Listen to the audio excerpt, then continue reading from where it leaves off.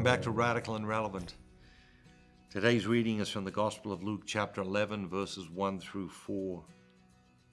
Jesus was praying in a quiet place, and when he finished, one of his disciples said to him, "Lord, teach us to pray, as John taught his disciples to pray."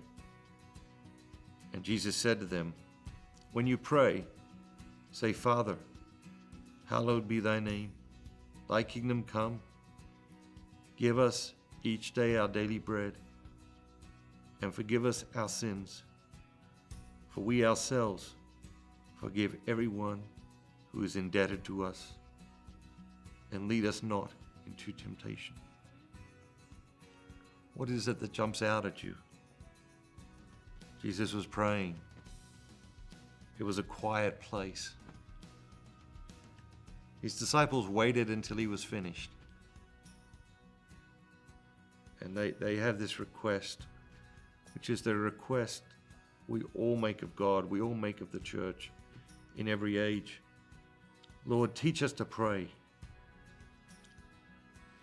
And then Jesus gives them the Our Father. You know, many of the saints talk about the idea that if we really understood how profound, mystical, and intimate the Our Father was, we wouldn't be able to get through it without just breaking down in tears. The idea of God as our Father is radical. You know, if you look at religions for tens of thousands of years, God was never intimate with people. You know, God was distant, God was angry, God was, unpredictable, God was far off and far above all things human. So the idea of God as our Father and that intimacy is overwhelming if we really start to think of it, and especially if we think of it in a historical context.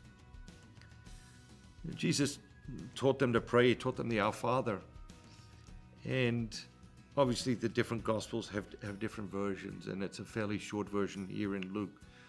But my challenge to you today is to take the Our Father and to pray through the Our Father and to think about which line is God most calling you to consider today?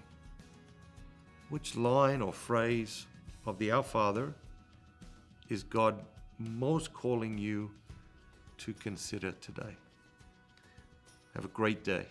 Remember, don't just be yourself, any version of yourself. Be all that God created you to be, the very best version of yourself.